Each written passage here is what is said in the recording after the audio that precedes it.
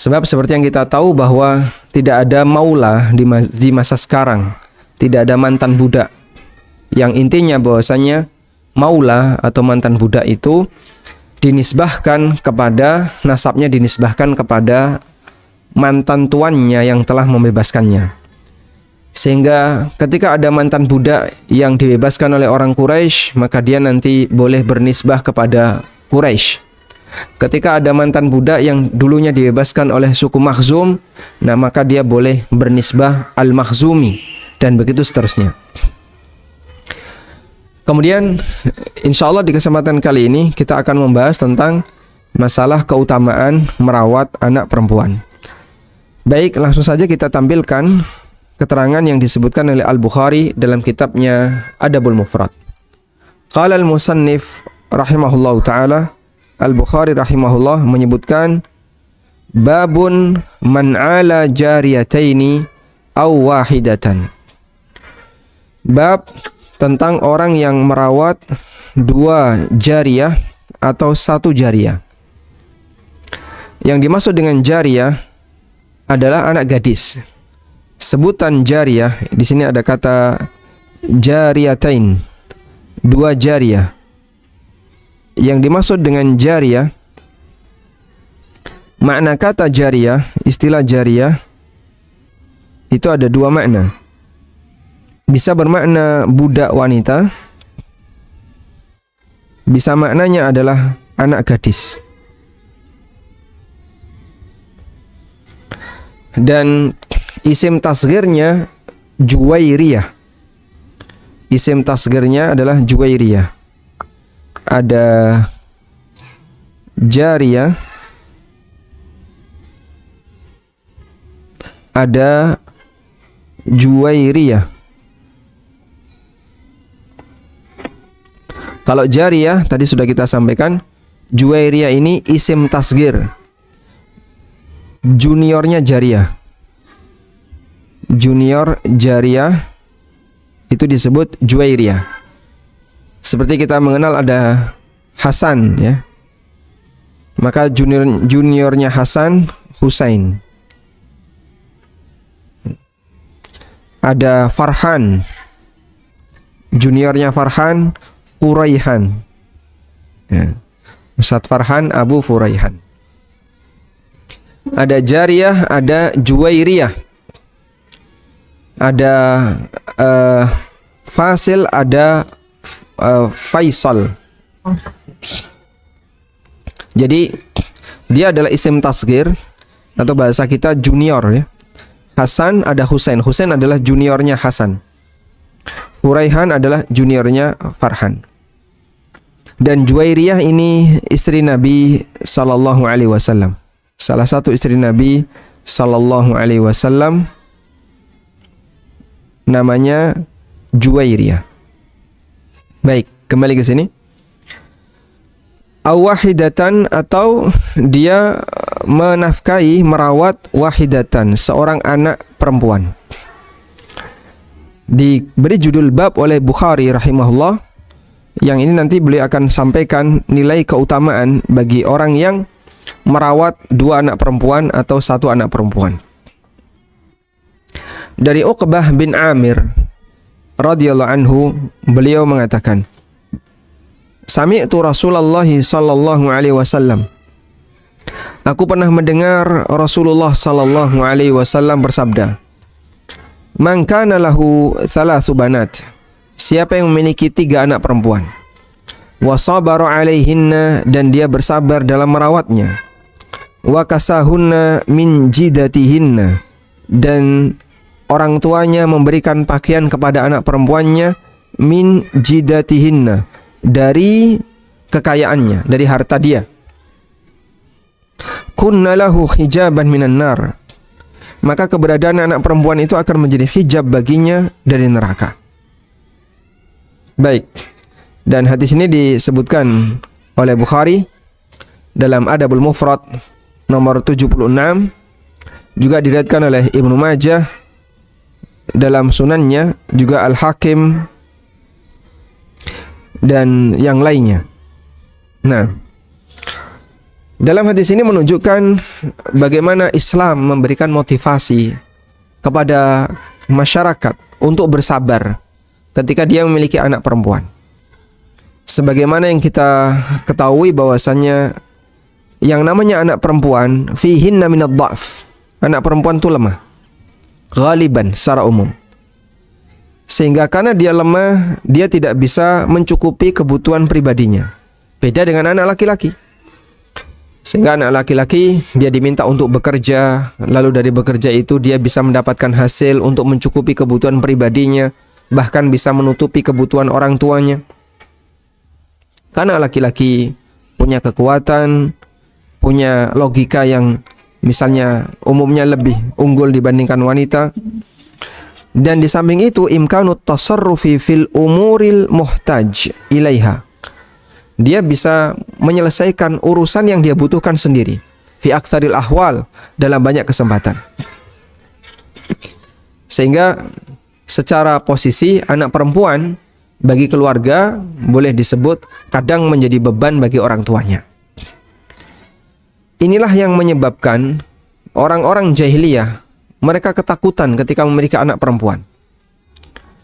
Sehingga saat mereka mendapatkan kabar bahwasanya istrinya melahirkan anak perempuan, dhalla wajhuhu muswaddan wa huwa kadhim, maka wajahnya langsung pucat sambil menahan emosi.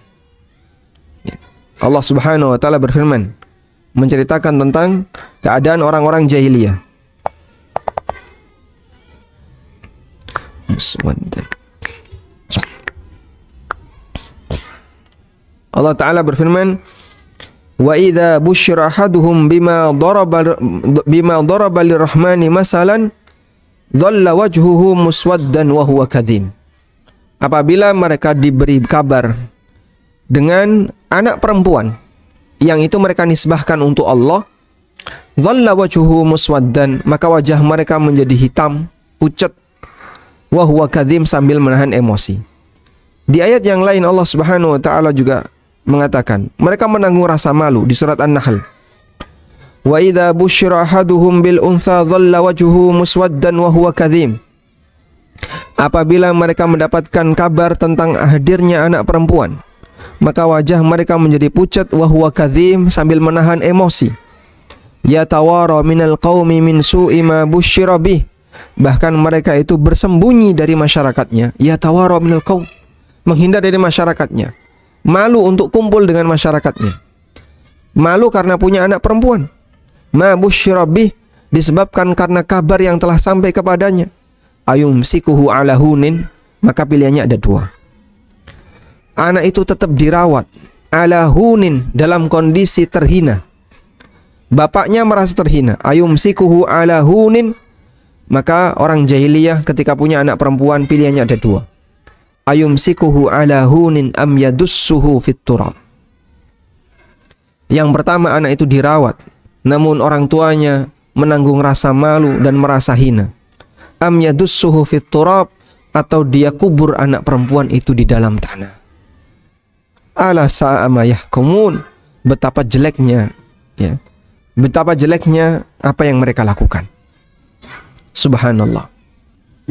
Subhanallah. Sehingga masyarakat jahiliyah mereka ketakutan ketika memiliki anak perempuan, bahkan itu dianggap sebagai aib bagi keluarga. Sehingga ketika terlahir anak perempuan, mereka memiliki dua pilihan. Siap menanggung malu dengan merawat anak itu sampai dewasa, atau yang kedua, anak itu harus dibunuh ketika kecil untuk menunjukkan izzah, untuk menunjukkan identitas keluarga itu, agar dia dipandang, agar dia punya status, terjaga status sosialnya di masyarakat. Itu sampai harus membunuh anak perempuan. Masya Allah. Lalu Allah Subhanahu wa taala mengatakan, ala sa'a ma yahkumun, betapa jahatnya, ya, keputusan yang mereka buat, kebijakan yang mereka buat, aturan main yang mereka buat, tradisi dan budaya yang mereka miliki. Maka ini salah satu di antara gambaran budaya yang kejam, budaya jahat yang ada di masyarakat jahiliyah. Dan di masa silam budaya-budaya jahat ini juga dimiliki oleh sebagian orang. Seperti dalam sejarah beberapa kerajaan mereka punya budaya jahat. Di Cina misalnya dulu pernah memiliki budaya jahat, bahwa siapa yang mau menjadi anggota kerajaan, jadi kasim, maka dia harus dipotong kemaluannya, lalu dikasih cabai. Coba bayangin. Setelah itu dibiarkan, tidak ada yang bisa nolong. Ada yang mati karena dipotong kemaluannya, keluar darah sampai akhirnya dia mati. Dan kejadian itu banyak. Ada juga orang yang punya tradisi, yang dulu katanya juga di Cina, bahwasanya kaki wanita itu ditekuk, sehingga kakinya ditekuk, dirapatkan, agar bisa muat dengan sepatu yang kecil, dengan anggapan bahwa semakin kecil kaki, semakin kelihatan cantik. Sampai banyak wanita yang kakinya ditekuk. Dan itu budaya jahat yang diberlakukan kepada manusia. Dan masih banyak budaya-budaya jahat yang lainnya yang terjadi dalam sejarah hidup manusia.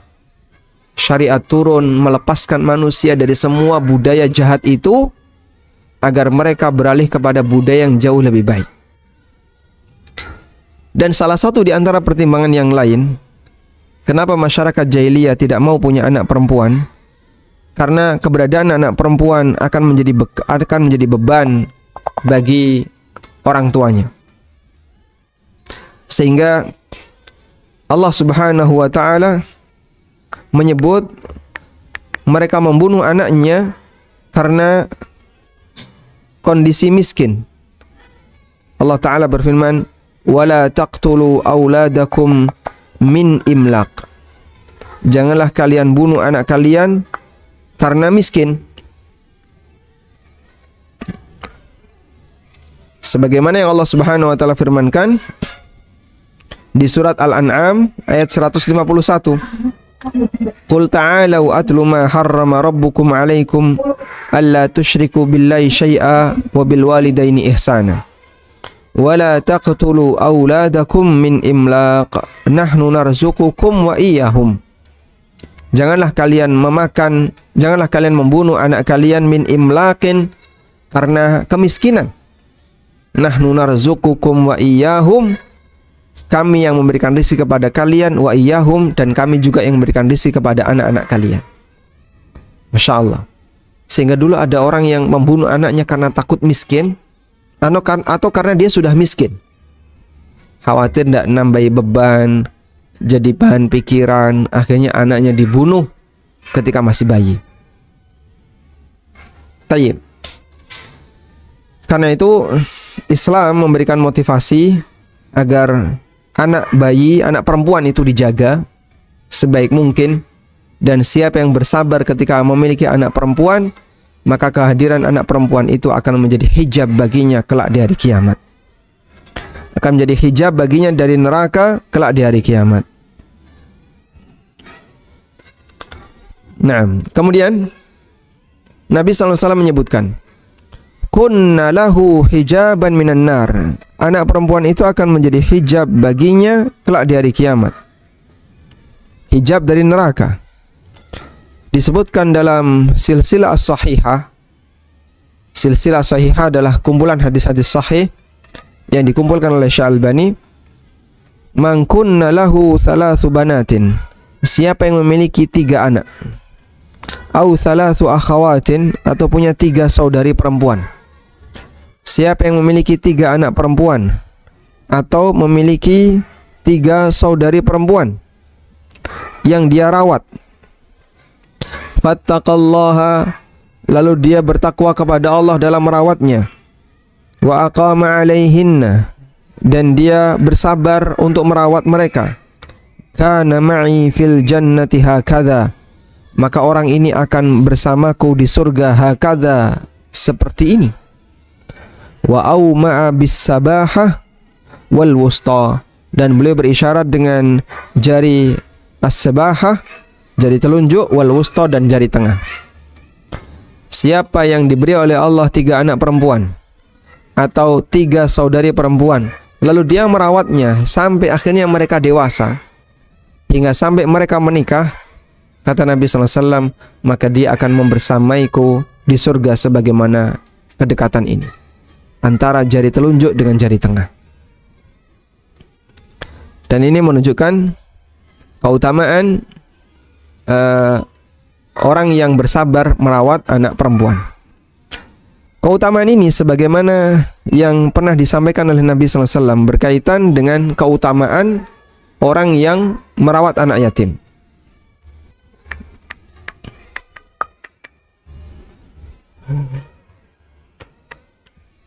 Nabi SAW pernah bersabda terkait keutamaan merawat anak yatim. Baik, saya tunjukkan hadisnya.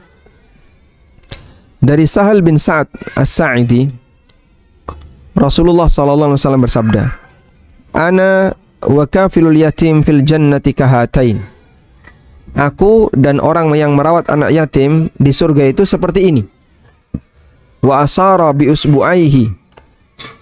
Dan beliau berisyarat dengan dua jari beliau, yakni as-sababa wal wusta. Dan yang beliau isyaratkan adalah jari tengah dan jari telunjuk.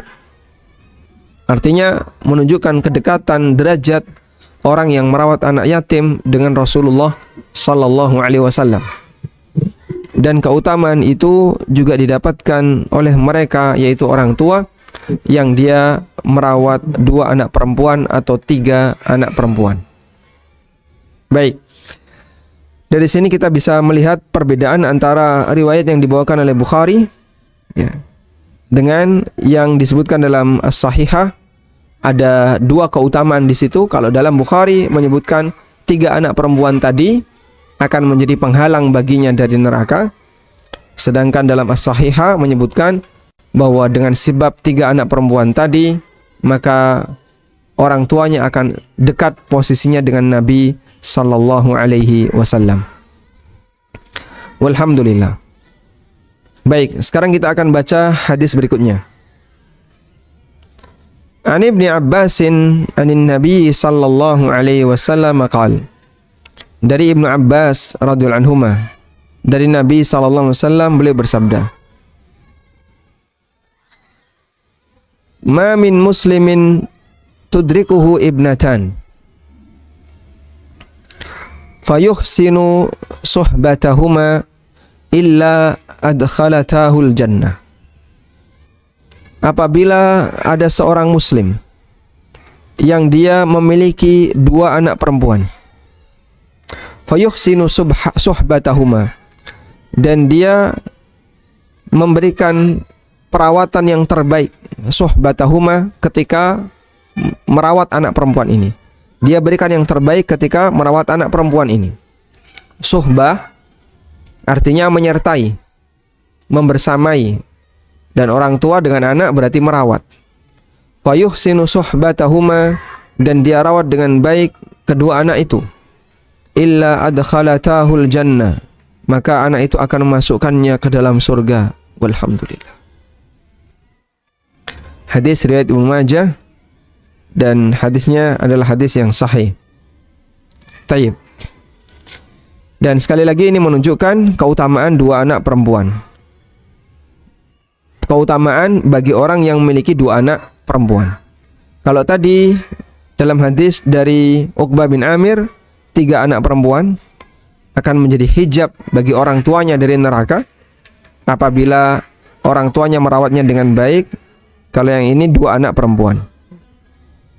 Sekarang kita baca keterangan Imam As-Sindi rahimahullah dalam syarah Sunan Ibnu Majah. Tudriku lahu ibnatan, dia menjumpai 2 anak perempuan. Maksudnya adalah min adraka idza balagha. Artinya kata tudriku dari kata adraka maknanya adalah balik.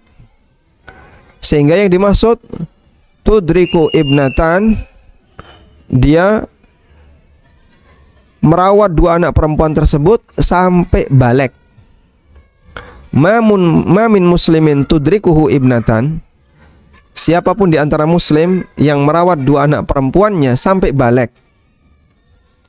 Wa inna ma qayyada bidzalika li'anna al-bint taghfulu 'anil ab ba'da al-bulugh. Kenapa kok sampai balik? Karena umumnya anak perempuan itu lupa dari bapaknya ketika sudah balik. Sehingga kalau sudah balik, anak perempuan itu lebih banyak fokus dengan ibunya atau yang lainnya. Farubbama tu'addil karaha ila su'il muamalah.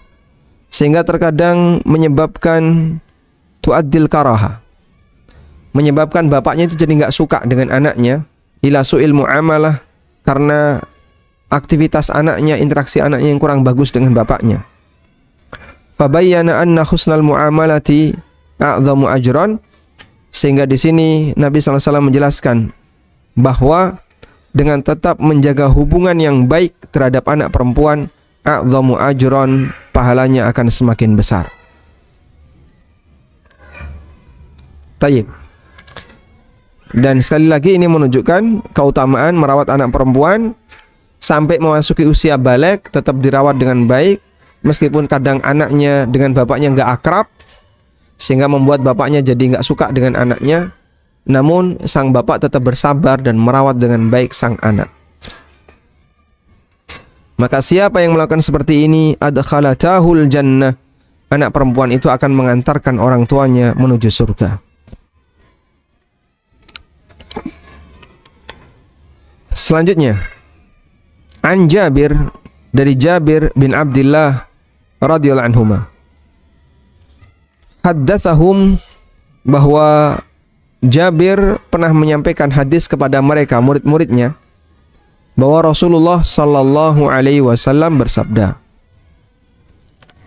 "Man kana lahu thalathu banatin," siapa yang punya 3 anak perempuan, yu'wihinna, dan dia merawatnya, wa yakfihinna, dia juga mencukupi mereka, wa yarhamuhunna, dan dia menyayangi mereka. Siapa yang memiliki 3 anak perempuan, lalu dia rawat dengan baik, dia cukupi dengan baik, dia sayangi dengan baik, faqad wajabat al-jannatu al-battah, maka wajib bagi orang ini untuk masuk surga. Faqad wajabat al-jannatu al-battah, maka wajib bagi orang ini untuk masuk surga. Al-battah, pasti. Di sini makna al-battah adalah al-qat, al-jazm, at-ta'kid. Pasti wajib baginya masuk surga. Seorang mukmin yang punya 3 anak perempuan dan dia rawat dengan baik, dia cukupi, dia sayangi, maka pasti dia akan masuk surga.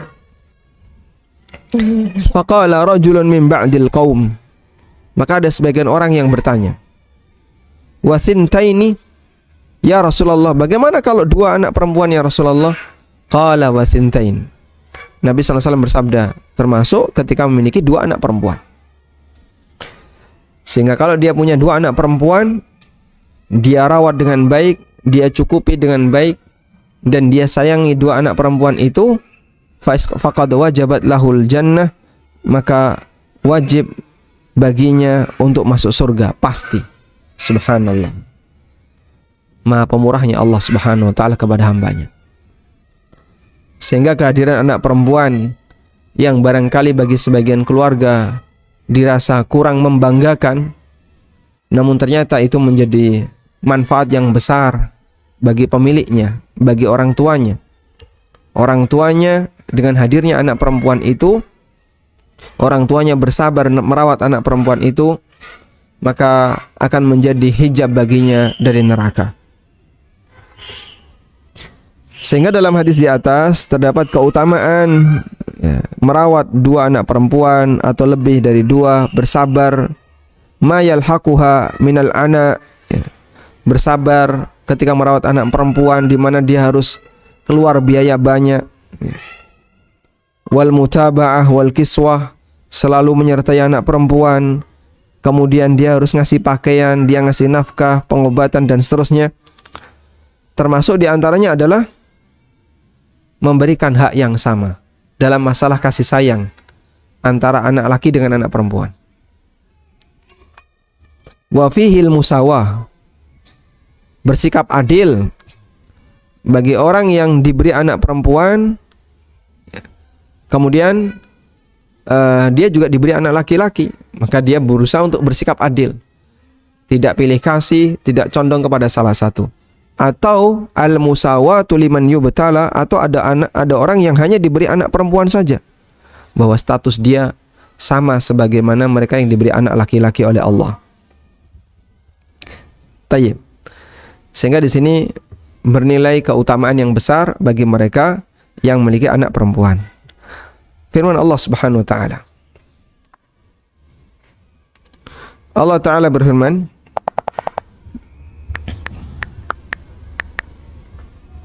di surat Asy-Syura ayat 49.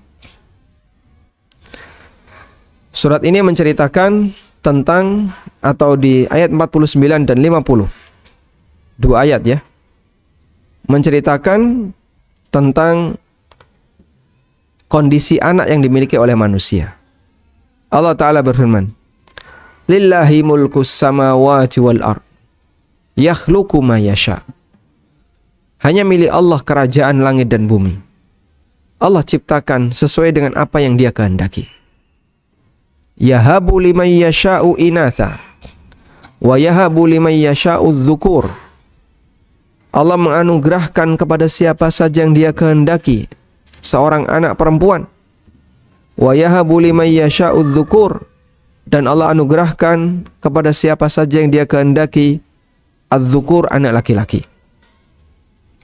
Au yuzawwijuhum dzukrana wa inatha, atau Allah berikan anak sepasang, ada laki-laki dan ada perempuan.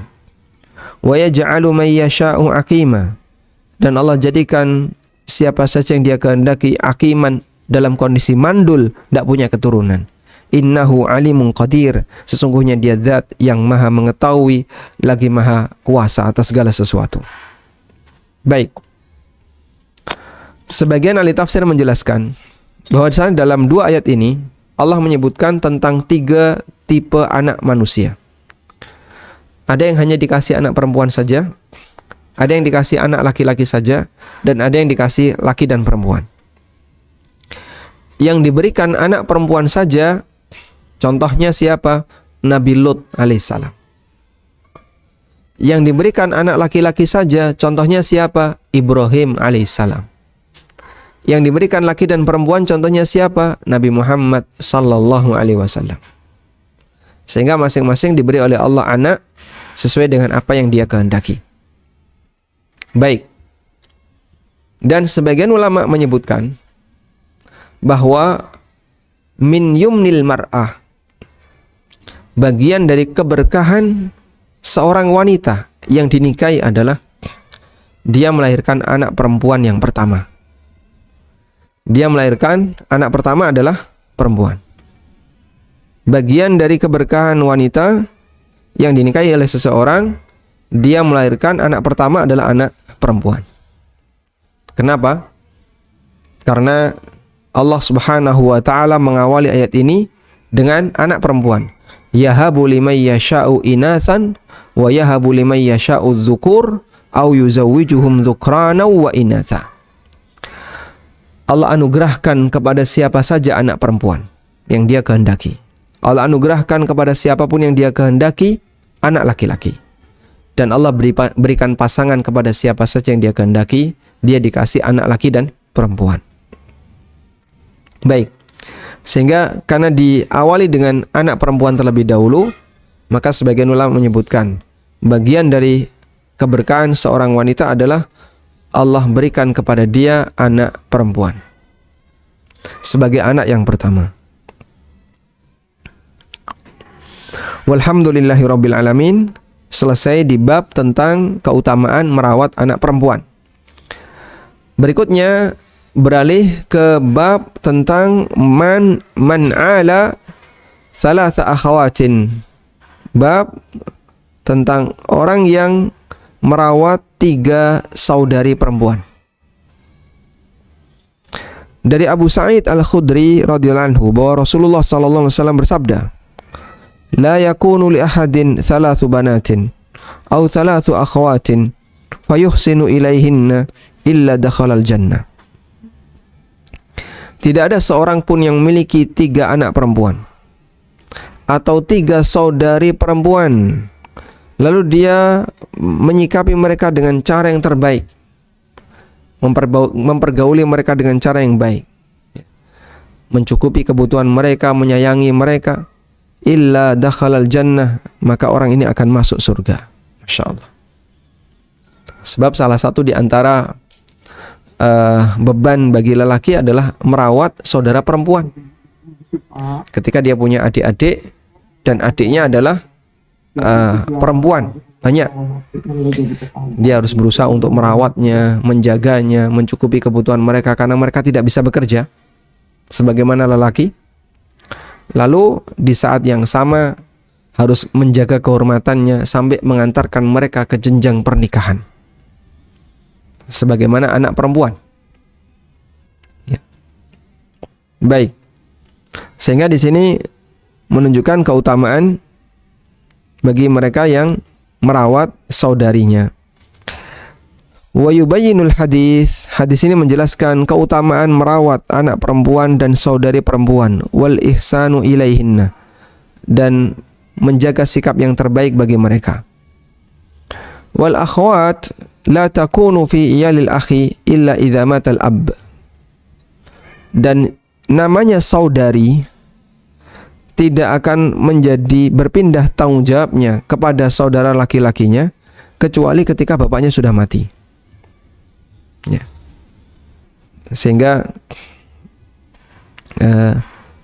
tanggung jawab lelaki yang pertama anak perempuan, yang kedua saudari perempuan. Ada banyak tanggung jawab yang lain. Ya, anak istri secara umum bagian dari tanggung jawabnya. Tapi di sini kita fokus di dua anggota keluarga ini.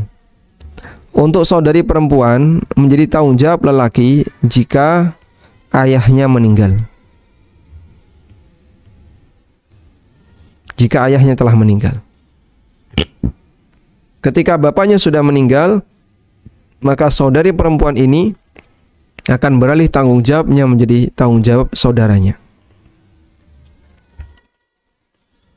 Famin huna, maka dari sini kita bisa melihat ta'zumu mas'uliyatul akh fi ihsanit tarbiyah wa badlu ma yalzam. Besarnya tanggung jawab saudara laki-laki dalam memberikan pendidikan yang terbaik dan memberikan apa yang menjadi kewajibannya. Kama tasummu manzilatahu indallah ta'ala idza adda ma yanbaghi ada'uhu. Sebagaimana kedudukannya di sisi Allah akan menjadi tinggi apabila dia menunaikan apa yang menjadi kewajibannya.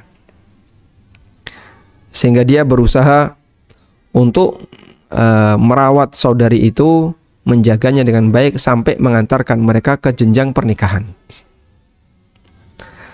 Nah, Anda bisa mengukur ya tingkat keresahan masyarakat. Kalau kemudian orang itu memiliki anak jomblo, ya, anak jomblo, Pak. Ada anak laki-laki yang jomblo, ada anak perempuan jomblo. Tingkat keresahannya yang lebih besar yang mana? Yang perempuan.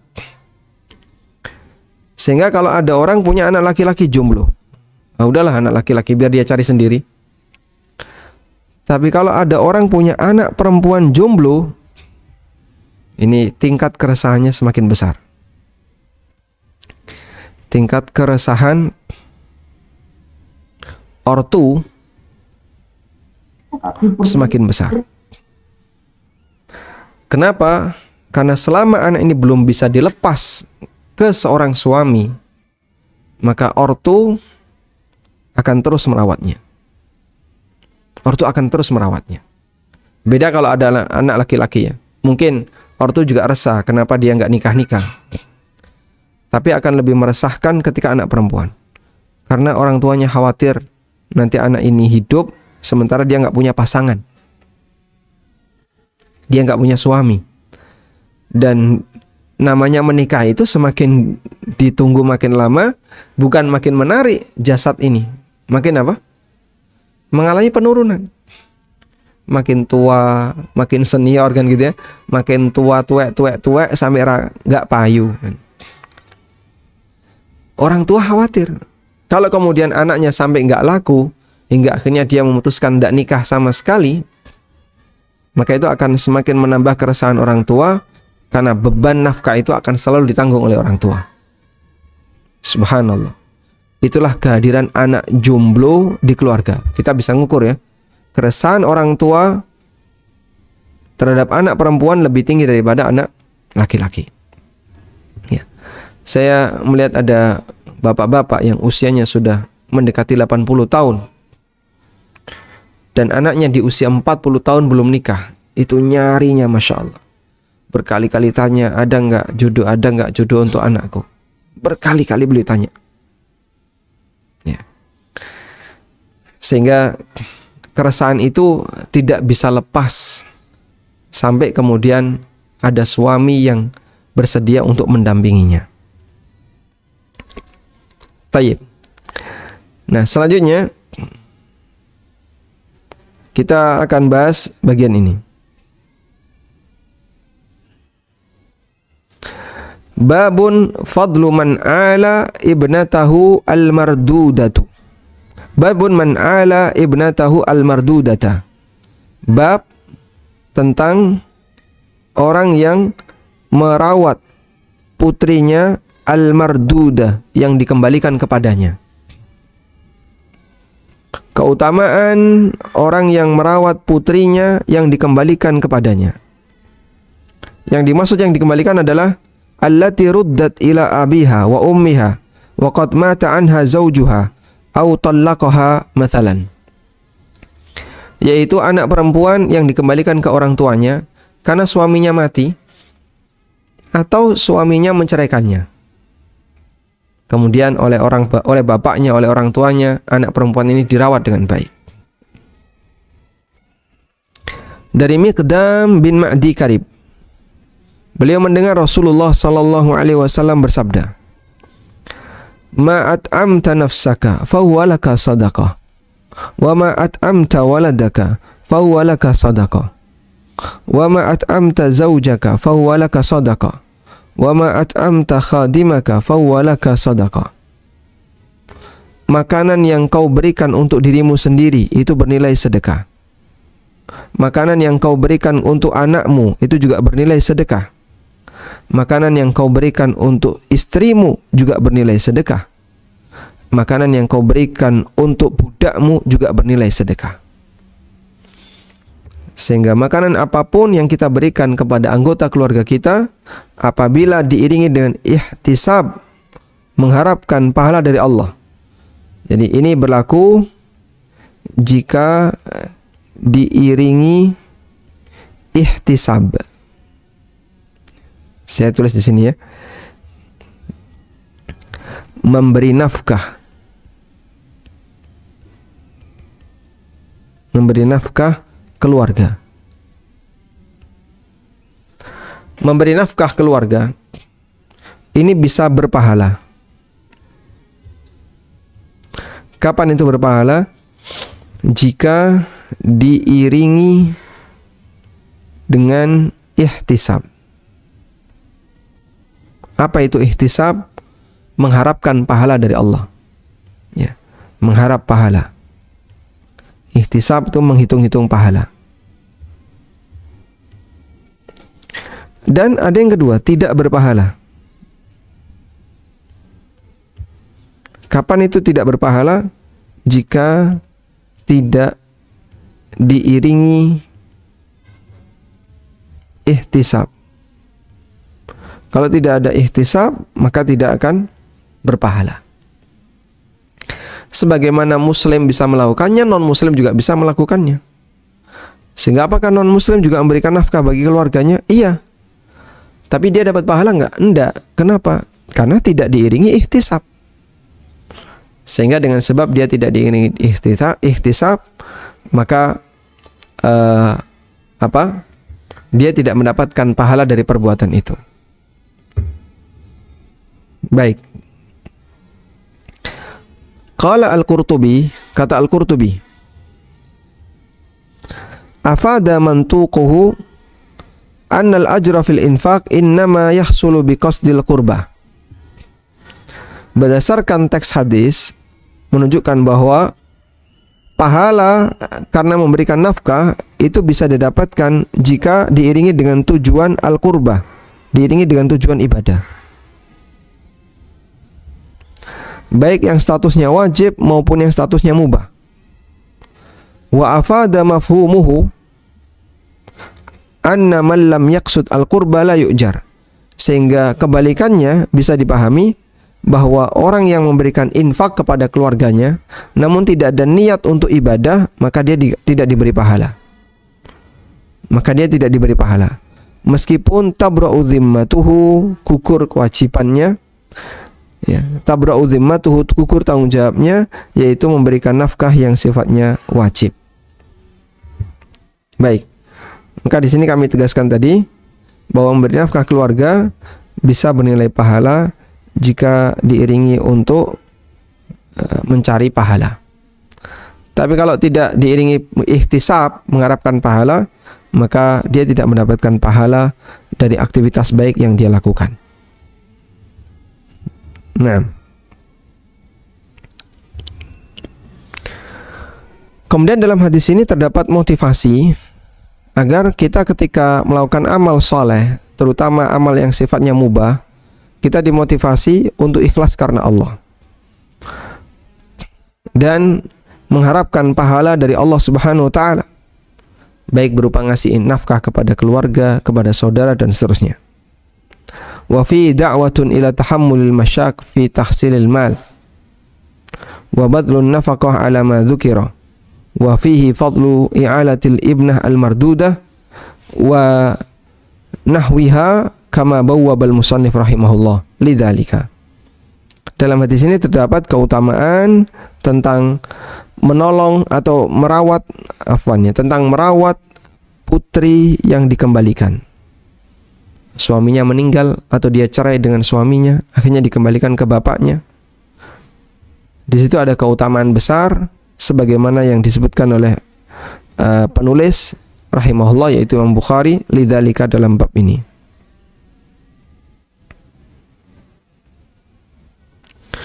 Baik. Selanjutnya ada sedikit catatan di sini. Dalam hadis di atas itu kan tidak ada penegasan yang menyebutkan anak yang dikembalikan ke orang tuanya. Lalu kenapa Imam Bukhari membuat judul bab seperti itu? Maka Imam Bukhari menjelaskan, atau di sini ada penjelasan, laqad dzakaral musannif, Imam Bukhari telah menyebutkan nassan sarihan, sebuah dalil yang tegas dalam masalah ini. Hanya saja Syekh Albani rahimahullah menyebutkan teks yang disebutkan oleh Bukhari itu dalam Dhaif Al-Adabul Mufrad. Sudah? Sehingga di Adabul Mufrad ada hadis itu, tapi statusnya dhaif. Tsumma innal haditha, kemudian di samping itu hadis ini telah menjelaskan fadla it'ami syahsi nafsahu, keutamaan memberikan makan kepada anak, istri atau pembantu. Dan itu semuanya bernilai sedekah. Wal bintul marduda, dan anak perempuan yang al-marduda, yang al-marduda yang dikembalikan ke orang tuanya, masuk dalam kategori anak, ya. Wahya aula minal khatim, dan itu lebih layak untuk mendapatkan nafkah dibandingkan al-khatim, dibandingkan budak. Wallahu a'lam.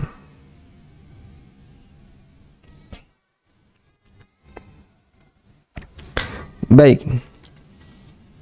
Selanjutnya, sebelumnya Bukhari telah menyebutkan dua bab tentang keutamaan merawat anak perempuan atau 3 anak perempuan dan saudari perempuan.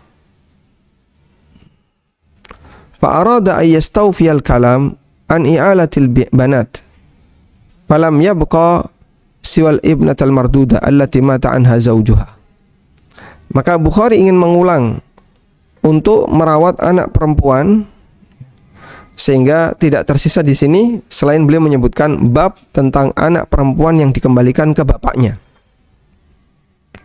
Artinya pembahasan ini sudah sistematis, tinggal satu poin lagi adalah kasus anak perempuan yang dikembalikan ke bapaknya, di mana suaminya meninggal atau suaminya menceraikannya. Dan itu bisa jadi membuat seorang atau orang tua sangat sedih ketika melihat kesedihan yang dialami oleh anak perempuannya.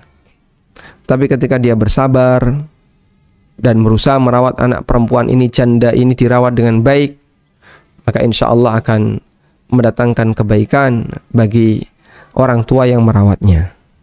Baik, secara umum ya, orang tua, Anda yang punya pengalaman barangkali, orang tua merawat anak perempuan yang masih gadis dengan merawat anak perempuan yang janda karena diceraikan oleh suaminya. Kira-kira mana yang lebih berat beban moralnya? Yang kedua mungkin lebih berat, karena harapan janda ini bisa nikah lagi mungkin kecil, sehingga saat ada janda yang dikembalikan kepadanya, lalu dia bingung, nanti kamu jadi beban bagi orang tuanya sampai kapan? Tidak tahu, sampai dia nikah. Sementara yang namanya janda untuk bisa dapat pasangan yang baru umumnya lebih sulit dibandingkan gadis. Oleh karena itu beban moral orang tua ketika anak perempuannya dikembalikan akan lebih besar daripada ketika anaknya masih gadis. Wallahu a'lam, dan itu realita yang bisa kita jumpai di masyarakat. Baik. Walhamdulillahirabbil alamin. Dan di sini Imam Bukhari akan memasuki bab yang baru, yaitu bab al-waladu mabkhalatun majbanatun. Bab bahasanya kehadiran anak itu bisa membuat seseorang jadi bakhil atau membuat seseorang jadi pengecut, sehingga nggak berani menderma dalam jumlah yang banyak karena mikir anaknya. Nah, insya Allah akan kita bahas di pertemuan berikutnya ya, dengan judul bahasanya anak penyebab bakhil dan pengecut. Tayyib, mungkin demikian yang bisa kita sampaikan. Semoga yang sedikit ini bermanfaat. Wassallallahu ala nabiyyina Muhammadin wa ala alihi wa sahbihi wasallam.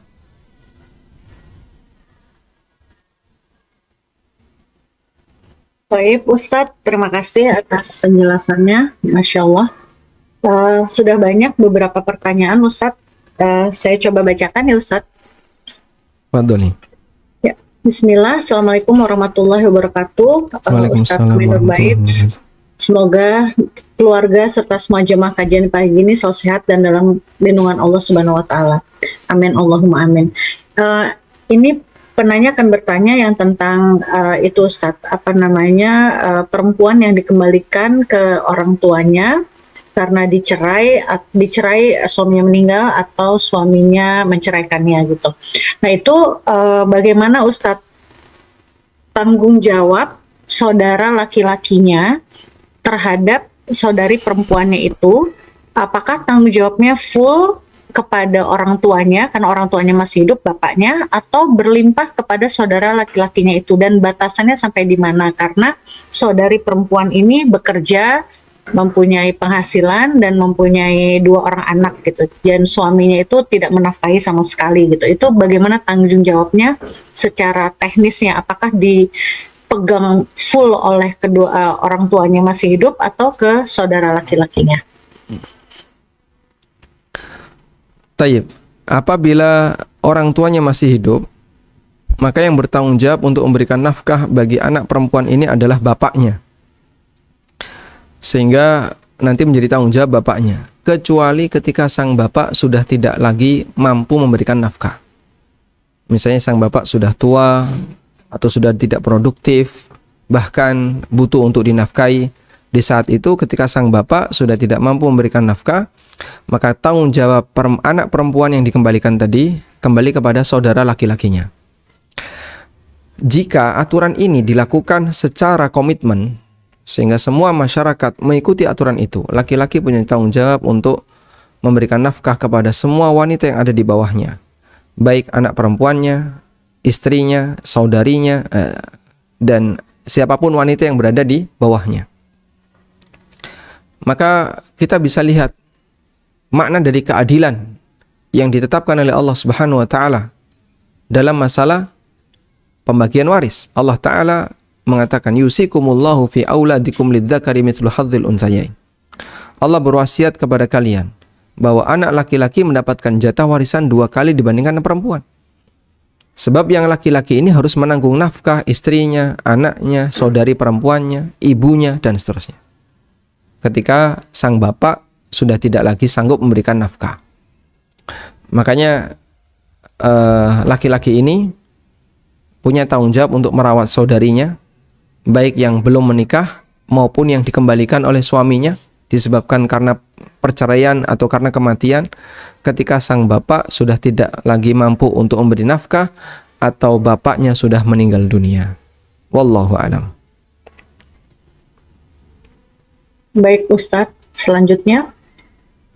Assalamualaikum warahmatullahi wabarakatuh. Waalaikumsalam. Afwan izin bertanya, bagaimana dengan yang hanya punya 1 anak perempuan saja? Apakah mempunyai keutamaan juga seperti punya anak perempuan 2 atau 3 orang? Apakah tergolong dalam hadis tersebut? Mohon pencerahannya Ustadz. Setidaknya punya keutamaan sebagaimana yang disebutkan dalam riwayat yang tadi kita bacakan ya. Allah Subhanahu wa taala menyebutkan yahabu liman yasha'u inatsaw wa yahabu liman yasha'u dzukur. Allah memberikan anak perempuan kepada siapa saja yang dia kehendaki, dan Allah berikan share konten bisa?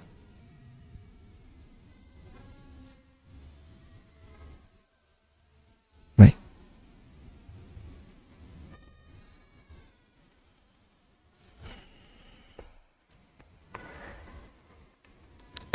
Yahabu liman yasha'u inatha wa yahabu liman yasha'u dzukur. Allah memberikan anak perempuan kepada siapa saja yang dia kehendaki, dan Allah berikan anak laki-laki kepada siapa saja yang dia kehendaki. Nah, sebagian ulama menyebutkan tentang keutamaan punya anak perempuan walaupun 1, seperti yang disebutkan oleh As-Sakhawi dalam Maqasidul Hasanah. Bahkan ini hadis, namun hadis ini hadis yang maudhu', yang palsu. Min yumnil mar'ati tabkiruha bil untha. Min yumnil mar'ah tabkiruha bil untha. Bagian dari keberkahan wanita adalah anak pertamanya, tabkir. Anak pertamanya adalah anak perempuan. Nah, kemudian dari Wasilah Ibnul Asqa secara marfu, min barakati tabkiriha bil untha. Alam tasma' qaulahu ta'ala. Bagian dari keberkahan wanita adalah anak pertamanya anak perempuan. Tidakkah kau mendengar firman Allah Ta'ala, yahabu liman yasha'u inatha wa yahabu liman yasha'u dzukur. Allah memberikan anak perempuan kepada siapa saja yang dia kehendaki, dan Allah memberikan anak laki-laki kepada siapa saja yang dia kehendaki. Fabada'a bil inath. Nah, di sini Allah memulai dengan anak perempuan. Warawahu aidan, dan juga diriwayatkan oleh dari Aisyah secara marfu. Bagian dari keberkahan wanita untuk suaminya, taisiru mahriha, maharnya murah. Wa an tubakkira bil inath, dan anak pertamanya adalah anak perempuan. Meskipun ini bukan sabda Nabi SAW, sehingga dinilai dhaif kalau disebut sabda Nabi SAW, tapi ini dinisbahkan kepada sahabat Wasilah Ibnul Asqa radhiyallahu anhu. Karena itu kalaupun punya 1 anak perempuan, dan 1 anak perempuan ini adalah anak yang pertama, insya Allah mendapatkan keutamaan sebagaimana yang tadi yang kita baca. Yaitu bagian dari keberkahan sang wanita memiliki anak perempuan yang pertama. Anak pertamanya adalah anak perempuan. Tapi kalau dia punya anak laki-laki lalu anak perempuan cuma 1, apakah termasuk dalam keutamaan ini? Wallahu a'lam, kami tidak mengetahui. Sebab Nabi SAW menyebutkan, ya, Nabi SAW menyebutkan minimal 2. Beliau tidak menyebutkan yang satu. Wallahu a'lam.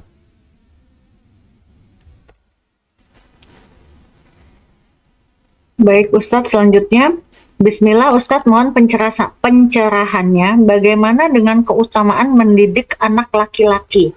Apakah ada hadisnya sebagaimana anak perempuan? Keutamaan mendidik anak laki-laki sebagaimana keutamaan mendidik anak secara umum. Dan kami tidak menjumpai ada hadis khusus untuk anak laki-laki. Akan tetapi kehadiran anak laki-laki itu adalah anugerah bagi orang tuanya, dan semoga dia bisa menjadi pahlawan-pahlawan di tengah kaum muslimin. Dan kita lihat ibunda para ulama, rata-rata mereka adalah janda. Ibunya Imam Ahmad janda, ibunya Imam Syafi'i janda, dan beberapa ulama yang lainnya ibunya adalah seorang janda. Dan dia rawat anak kecil itu yang merupakan calon ulama dunia. Dan saat ibunya merawat Imam Syafi'i kecil, lalu dia dididik dengan pendidikan agama, mungkin mereka tidak pernah merasa kalau nanti karya anaknya ini akan sampai ke Indonesia. Dan mereka tidak pernah melihat Indonesia. Mungkin mereka tidak akan pernah merasa kalau nanti ternyata karyanya ulama ini akan sampai ke seluruh penjuru dunia. Dan mereka tidak pernah melakukan safar dan perjalanan ke sana. Masya Allah. Namun ya, Allah Subhanahu wa Ta'ala yang menyampaikannya. Maka ketika Anda merawat anak laki-laki yang masih kecil, apakah ada keutamaan khusus? Kami tidak menjumpai. Mungkin tetap akan mendapatkan pahala disebabkan karena dia mendidik anak muslim, sehingga dia mendapatkan keutamaan mendidik anak secara umum.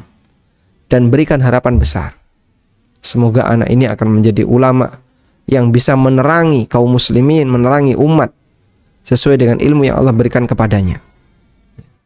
Wallahu a'lam. Baik Ustadz, selanjutnya Bismillah, Assalamualaikum Ustadz, izin bertanya. Masya Allah ini Ustadz, Umu Gumasya dari Sumedang. Bagaimana tafsir dari hadis tersebut? Apakah tetap wajib masuk surga jika orang tua telah dengan baik dan sabar merawat anak perempuannya? Akan tetapi orang tua tersebut tidak soleh atau sedikit melaksanakan hak-hak Allah. Syukron wa jazakumullah khairan. Waalaikumsalam warahmatullah. Jadi begini ya, ketika kita berbicara tentang satu keutamaan tertentu, amal ini punya fadilah A, amal ini punya fadilah B, fadilah C, dan seterusnya. Terkadang kita menjumpai pelaku dari amal itu adalah orang yang mungkin belum memenuhi syarat untuk bisa mendapatkan keutamaan itu. Misalnya, contoh, meninggal di hari Jumat, dia akan dijauhkan dari fitnah kubur. Muncul pertanyaan, lalu bagaimana kalau ada orang yang meninggal di hari Jumat, sementara dia meninggalnya dalam kondisi misalnya dalam kondisi mabuk, jadi su'ul khotimah, dalam kondisi maksiat, atau meninggal sementara dia adalah orang yang jarang melakukan ibadah kepada Allah, sementara meninggalnya di hari Jumat. Ya. Maka kita bisa sampaikan, ya ini keutamaan yang berbicara untuk mereka yang meninggal di hari Jumat. Kita imani sebagaimana apa yang disabdakan Nabi SAW. Meskipun dari sisi bagaimana cara Allah menghisap sang hamba ketika di akhirat, sebab hamba ini punya kekurangan di A, B, C, D, punya kekurangan di bagian A, B, C, D ini, kita serahkan kepada Allah. Sama halnya ketika ada seorang yang dia punya 3 anak perempuan, lalu dirawat dengan baik sampai akhirnya 3 anak perempuan itu menikah. Kemudian orang tuanya adalah orang tua yang jarang melakukan ibadah. Lalu bagaimana kondisi orang tuanya seperti ini? Jawabannya wallahu alam, kita serahkan kepada Allah. Yang jelas keutamaan hadis ini tetap akan berlaku, diberikan oleh Allah kepada siapapun yang dia kehendaki. Dan kita tidak perlu berpikir terlalu jauh untuk bagian ini. Wallahu a'lam.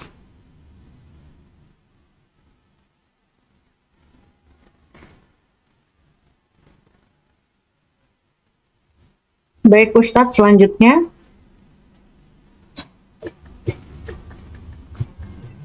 Bismillah, apakah benar hadis yang mengatakan bahwa memiliki anak perempuan selangkah lebih dekat ke pintu neraka bagi orang tuanya? Mohon pencerahannya Ustadz.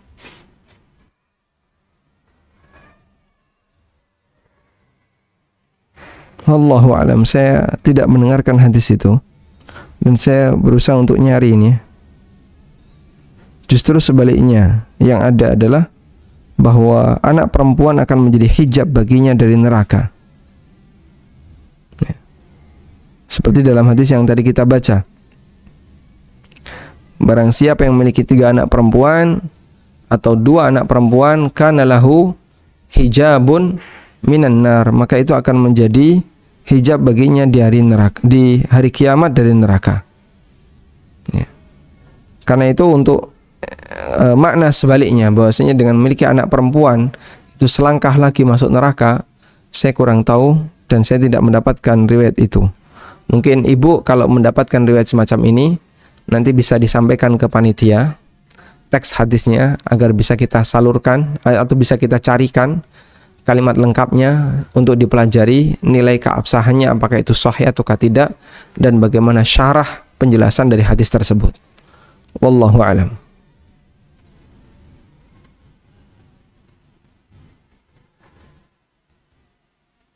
Baik Ustadz, selanjutnya.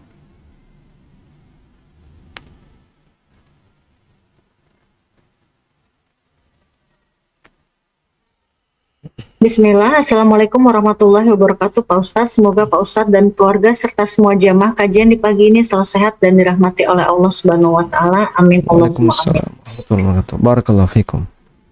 Pak Ustadz, Ana ada titipan pertanyaan dari teman. Pertanyaannya, ibunda teman Ana berusia 79 tahun. Suaminya sudah meninggal dunia dan memiliki 4 orang anak perempuan yang sudah menikah semua.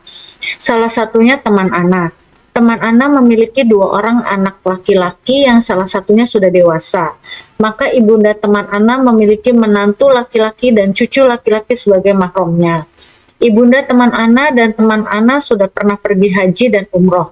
Saat ini ibunda teman Ana ingin sekali pergi umroh lagi. Namun ibunda teman Ana hanya ingin ditemani oleh anak perempuannya saja, yaitu ditemani oleh teman Ana.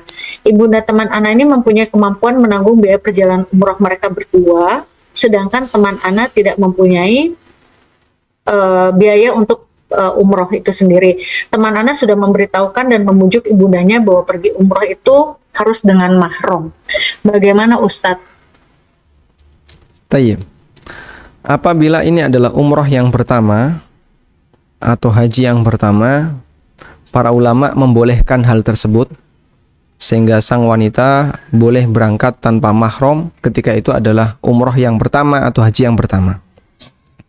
Namun dari data yang tadi disampaikan bahwa beliau sudah pernah haji dan umroh, berarti ini bukan umroh yang pertama. Oleh karena itu sebenarnya tidak terlalu mendesak untuk melakukan keberangkatan umroh sementara beliau tidak punya mahram. Sehingga yang kami sarankan sebaiknya ditunda dulu jika dananya tidak cukup, atau Anda berangkatkan salah satu di antara mahram Anda, baik anak laki-laki maupun saudara laki-laki, agar nanti bisa menemani sang ibu. Sehingga Anda atau penanya dengan ibunya sama-sama wanita, dan wanita tidak bisa jadi mahram untuk wanita yang lain. Maka pilihannya adalah ada anak dari teman Anda ini, yaitu cucu bagi sang ibu. Cucu masuk mahram. Ya. Namun dia harus sudah dewasa, dalam arti sudah balik. Ya. Sehingga dalam posisi ini si anak laki-laki tadi bisa menjadi mahram 2 wanita, ibunya dan neneknya. Insya Allah tidak masalah. Kalau dananya belum cukup bagaimana? Ya sebaiknya ditunda dulu dan tidak dipaksakan sampai dananya cukup. Wallahu a'lam. Baik Ustadz, selanjutnya. Assalamualaikum. Izin bertanya, jika ada adik ipar meninggalkan janda dan 2 anak yatim yang belum balik, apakah saudari laki-laki dari ipar ini berkewajiban untuk memenuhi tanggung jawabnya terhadap janda yang ditinggalkan oleh adik ipar ini dan 2 anak laki-lakinya, dan bagaimana hukumnya jika saudara laki-lakinya ini belum mampu untuk bisa memenuhi kewajibannya memenuhi nafkah kepada mereka, bagaimana hukumnya Ustaz?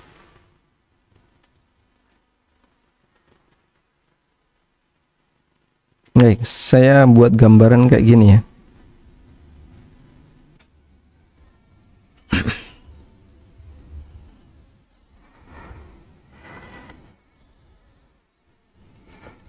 Saya buat gambaran seperti ini. A dan B menikah, ini suaminya, ini laki-laki. Lalu punya 2 anak yang dua-duanya belum balik. A meninggal dunia sehingga posisi B sebagai janda. Yang menjadi pertanyaan, siapa yang wajib menanggung nafkah B? Siapa yang wajib memberi nafkah B? Jawabannya adalah ortunya B. Atau kalau tidak ada ortu B, maka yang menanggung nafkah adalah saudara B. Ya? Sementara untuk D dan E ditanggung nafkahnya oleh A, karena A sudah mati, maka ditanggung oleh ortu A. Ditanggung oleh orang tua A. Ditanggung oleh kakeknya. Kalau kakeknya sudah tidak ada, ini sudah tidak ada Pak, maka D dan F ditanggung oleh saudaranya A, oleh pamannya. Ya, D dan E ditanggung oleh pamannya. Kalau belum mampu bagaimana? Ya semampunya. Mampunya sekian, ya itu yang dikasihkan. Dan nanti ketika mereka tidak mampu, maka mereka bisa minta bantuan kepada badan zakat atau amil zakat untuk mendapatkan zakat. Karena terhitung anak yatim ini termasuk orang miskin misalnya, sehingga dia berhak untuk menerima zakat. Sementara untuk posisi B, siapa yang wajib memberikan nafkah kepada B? Yang pertama adalah ortunya. Kalau ortunya tidak bisa memberikan nafkah atau sudah meninggal dunia, maka dia nafkahnya ditanggung oleh saudara laki-lakinya. Wallahu a'lam. Sehingga B tidak ditanggung oleh C, tapi yang ditanggung oleh C hanyalah D dan E saja. B ditanggung oleh ortunya sendiri dan oleh saudaranya yang laki-laki. Nah, baik Ustadz, ini ada relevansinya dengan pertanyaan berikutnya. Jadi untuk seorang janda itu dinafkahinya oleh ortunya si janda perempuan ini atau saudara laki-laki dari janda perempuan ini ya Ustadz, tidak dinafkahi oleh saudara laki-laki mantan suaminya sudah meninggal itu ya Ustadz ya? Tidak, bukan dinafkahi oleh iparnya, tapi dinafkahi oleh ortunya. Ortu atau saudara laki-laki. Atau saudara laki-laki. Jadi statusnya wanita marduda. Marduda itu yang dikembalikan karena suaminya meninggal. Baik, jadi anak laki-lakinya yang dinafkahi oleh paman dari sisi bapaknya yang sudah meninggal itu ya Ustadz ya? Betul, paman dari bapaknya. Baik Ustadz, soalnya ini ada korelasi dengan pertanyaan yang selanjutnya. Baik, selanjutnya adalah ini mungkin bukan pertanyaan Ustadz, tapi beliau minta tolong Ustadz dan jamaah sekalian, mohon doanya agar anak perempuan saya terbuka hatinya, menerima taufik hidayah dari Allah Azza wa Jalla, dan Allah turunkan dari sisinya jodoh dan suami untuknya. Waffaqahallah wa yassarallahu umuraha. Baik Ustadz, sudah tidak ada lagi pertanyaan di kolom chat dan yang masuk ke message ke saya. Barakallahu fikum Ustadz untuk kajiannya pagi ini. Insya Allah izinkan, bismillah kita bertemu lagi di kajian bulan depan. Insya Allah. Mungkin bisa ditutup dengan doa kafaratul majelis Ustadz. Baik, kita mohon kepada Allah, semoga Allah memberikan kita keberkahan dan kebaikan dari ilmu yang kita pelajari. Dan semoga bagi kaum muslimin yang saat ini memiliki tanggung jawab untuk menanggung nafkah anak perempuan, menanggung nafkah saudari-saudari perempuan, diberi kekuatan oleh Allah untuk selalu istiqamah dalam menjalankan tugasnya, dimudahkan oleh Allah, sehingga semoga kehadiran mereka dan tanggung jawab yang dilakukan oleh kepala keluarga terhadap mereka bisa menjadi amal yang diterima oleh Allah dan nantinya akan menjadi hijab darinya hijab baginya ketika di akhirat dari neraka. Demikian, wassallallahu ala nabiyyina Muhammadin wa ala alihi wa sahbihi wasallam, wa akhiru da'wana anil hamdulillahi rabbil alamin. Subhanakallahumma wa bihamdika asyhadu an la ilaha illa anta astaghfiruka wa atubu ilaik. Wassalamualaikum warahmatullahi wabarakatuh.